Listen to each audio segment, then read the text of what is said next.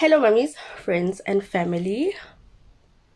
Dumelang. My name is Puseletso, and today I wanted to do a story time, basically about the time that we thought that my daughter was raped and what happened. But otherwise, I greet you all in the name of I am speaking a little bit better now. I'm getting better and better. I don't have to keep my mouth closed, and I'm healing. My gums are healing. My smile does look different, but it's still me. I'm sure you can tell if you watched a lot of my other videos, but it's still me. There's just a lot of reconstructioning happening in my mouth. But what's important is that I'm no longer in pain, and I feel really good. So the story. One day,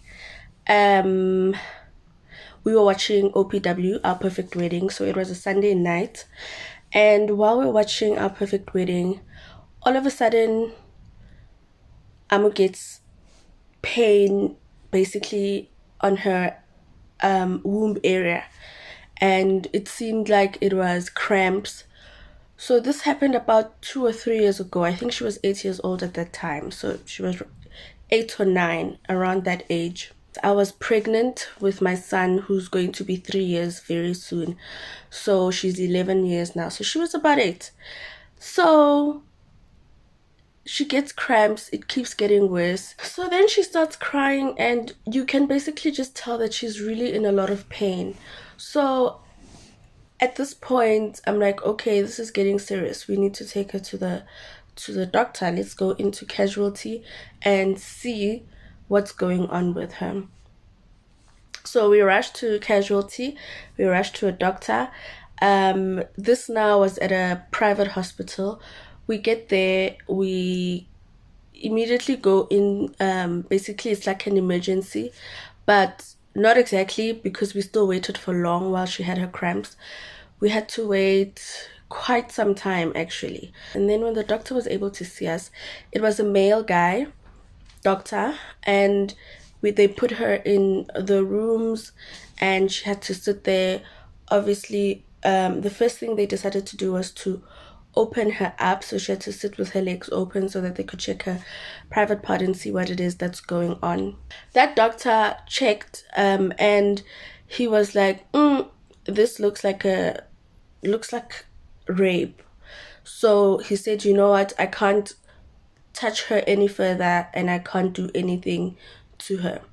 These cases, I do not deal with them, and the best thing we can do is take you to a public hospital, a hospital in Joburg, and at that hospital, they deal with these kinds of cases. So I was like, oh, so you're not going to prescribe anything, you're not going to give her anything. He said, I can't continue. And then he actually even called me and showed me. He said, you see this area, this part should look this way, and currently it looks like this. So that means there must have been rape that happened here. So then they put us in an ambulance actually, and we went off to the hospital. The hospital was actually a little bit far from the one that we were at. It was around, you could say, 30 to 45 minutes or so. When we got there, it was pretty much a nightmare. So we just waited. You would think that if you're brought in by an ambulance, that they would be quicker, they would help you out quicker, but they didn't. We had to sit there, and there wasn't even anybody else. We were basically the only patients, except the patients that were already in hospital already. So we sat there. It was me, my son. So he was around 3 years old at that time. I was pregnant. Amu was sick, and Amu's dad. So we all went together. So when we got there, then we're sitting, we're literally just waiting and sitting. And there are nurses going up and down, but they're not asking us what's happening. Nobody's attending to us.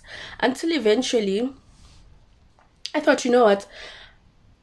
Let me just obviously go and talk. My assumption actually as we went in was that the paramedics that brought us in the ambulance, when they got in, because one of them went in before us, when they went in, they told the whole story and explained to the nurses what we're there for. But they didn't. So we sat there for a while first, and nurses were going up and down. And then eventually I thought, you know what? Let me just stand up and talk to them and find out what's going on, like who's going to help us. So I went to the reception area. We actually had to call. We were sitting exactly by the reception area. So if we're sitting here, the nurses are here. But it's a bit of a distance. It's like 2 meter distance. So as they were going up and down, they would come to the reception area, go, another one comes, another one goes. So I decided, let me stand up and go over to the table and ask for someone. So I stood there. There was no one at that time, but I stood there because there were other nurses roaming around. So standing there, I'm thinking someone will see them now and come and then talk to me. Nobody came, but eventually I called. I was like, sorry, hello, Rikupatsuso. So then they came, and the nurse that I spoke to, basically I explained to her that we've just been dropped off by an ambulance. This is what's happening. Actually, the ambulance ended up leaving. The main reason they also took us there was because we didn't know the hospital, and it was late at night. It was around 11:12 by that time. So I then spoke to one of the nurses. I told her we've just been dropped off by an ambulance. So the ambulance dropped us off. Because her dad came in with a car with my son, I was in the ambulance with my daughter. So the ambulance asked, can we leave you? Will you find your way back home? And we're like, yeah, no problem. So the ambulance left, and then we stayed. And when we spoke to the nurse, I was talking to the nurse. The nurse was rude, firstly. Secondly, very dismissive, but you know. And so I explained, Hore, we're here because we've been dropped off by an ambulance. We come from this hospital. They said you guys deal with these kinds of cases. So then the lady says, what is the case? What's happening? I explained to her again. Kohore, it's almost as if she wasn't interested. And then she called another nurse. The other nurse came. I had to explain the story again. And then they said, no, we actually don't help with those cases. There's nothing that we can do. The only thing you can do is that you can come back in the morning, or you can wait until the morning. And they said Dr. Mangmang, I forgot the name, will be here in the morning. So that's the time that you can get help. So I thought, so we're gonna sit here the whole night. It was evidently clear that she has cramps, you know. So we then decided that we're gonna go home. We'll just give her pain medication and hopefully she'll make it through the night. So we then did that. We went home. Oh, and the other thing they told us there was, actually, if this is the case, then you guys have to go to you have to go to a police station and get an affidavit before we can take care of her and have a look at her. So we then decided we're gonna go home and then give her some pain medication and monitor her through the night, because we went to a private hospital, they can't help us. They took us to a public hospital, they can't help us either. It looks like we're not gonna get any help through the night. So we drove back home, no help, gave her pain medication, and then luckily she slept well. She was fine. So the next morning we then decided, okay, let's go then to the police station, get the affidavit, and then see where to from then. Possibly go back actually to that hospital where they said that the doctor would be available in the morning. So we go to the police station in the morning. We don't even... Sorry, I'm with my son here and he's sick, so he keeps coughing. You fine? We don't even give her a bath because we're thinking if she takes a bath, basically the evidence will be gone. So we go to the police station, the nearest police station. When we get to the police station, they talk to her. There was a lady, policewoman, who says, okay, you know what, let me talk to her and just basically test her out and see what's going on. So the lady talks to her. I'm so wet. Sorry, baby. The lady takes her and into a separate room while we wait at the reception, and they go probably for about 15 to 20 minutes so that she talks to her. Then she comes back, and when they come back, she says to us, you know what? This child, it doesn't seem like she's been raped. All the questions that I asked her, and I can see in the way that she's talking to me, her face, her body language, that nothing really happened to her. And she says, but I don't want you to take my word for it. So if you still don't feel comfortable, I would suggest that you go to, there's a place, another police station. It's a bigger police station. It's actually go Protea North in Soweto. It's a bigger police station, and she said in there's a department called Teddy Bear. Teddy Bear really basically works with children who come from abusive homes, molested, raped, physically abused, all those kinds of things. The policewoman even says there's really no need for an affidavit, because what are we gonna write? This child was not raped. What are you going to say, on the affidavit? So she says go to Teddy Bear Clinic, and there they deal with children. I think they would be able to find out better what the issue is. So we leave again the police station based on people's thoughts. When we get there, it's within a police station. The police station is quite big, so we had to find out where to go. They directed us. When we get there, there's a queue. There's lots of parents with children. How busy, man. It's just a busy place. It looks like a crash. You don't understand. So it's my first time there. I also don't really know what's going on. So I waited in the queue. Waited quite some time as well there, until we eventually made it to the front. And when we made it to the front, and they asked us what our case is, what's going on, again we explained everything. And after explaining everything, they told us they also don't deal with that.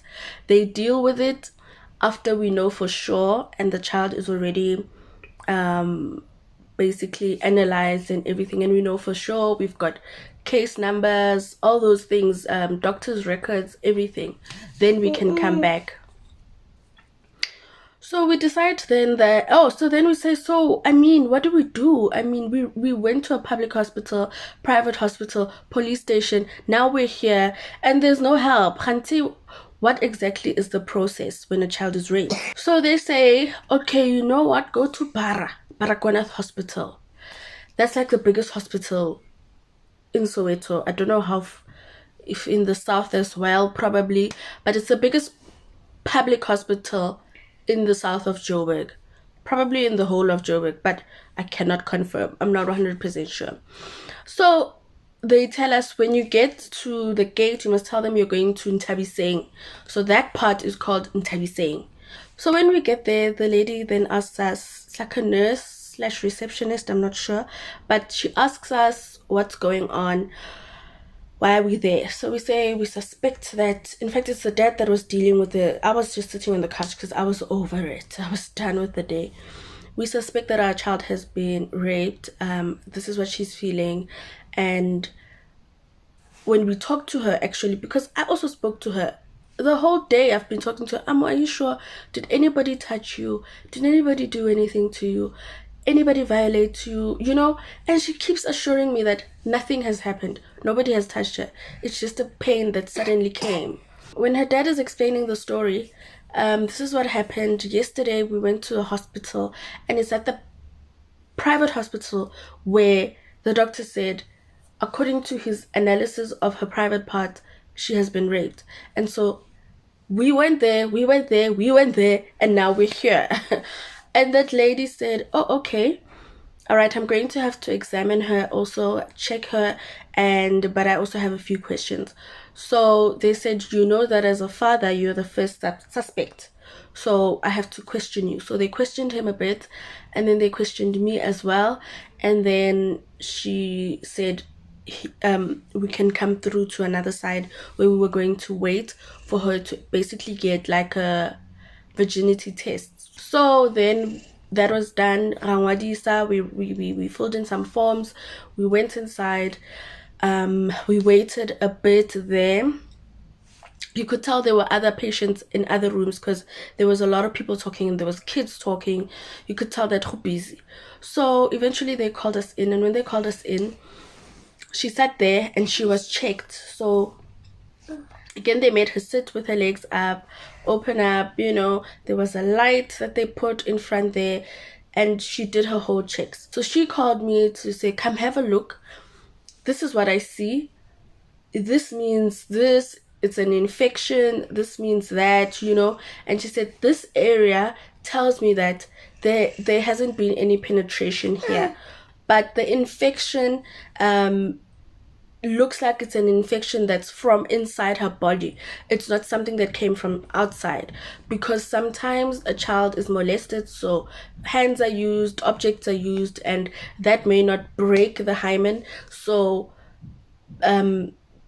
that's also something that they would consider as and treat as a rape case psychologically.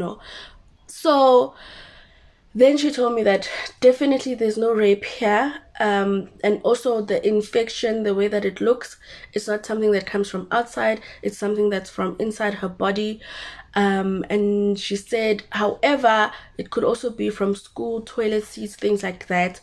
So that's basically also from outside. So then she also questioned her a bit whether she had been touched, and she continued to say no. And then they gave us, oh, before I went in also, she said she was going to talk to her first and basically check her mindset, just check how she's thinking psychologically. So obviously they know the signs to look out for. If a child is lying and they're saying, no, I was not raped, as they were, because they're afraid, they can tell, they know the signs to look out for. So she didn't have any of those signs. So she then told me that she doesn't have any signs of a child who has been raped. We deal with these cases every single day. Physically, there's nothing there. She then prescribed medication for us to give her, and she said this should heal. So it must be something that's starting on her abdominal area, and when probably liquids are released, then that affects the vagina on the outside or inside, or yeah. Round about the following week, I had an appointment with my gynae, so I also asked that I called to say, can you book another appointment for my daughter when I come in, and can you see both of us? But before we went, she was obviously on the medication to help her, and she was starting to feel better throughout the days. When we went to my gynae, again at a private hospital now, the gynae basically said, the gynae checked, she did a sonar scan on her. So she said that she doesn't see anything, there's really nothing that could be alarming. Did she do x-rays? Was it that time?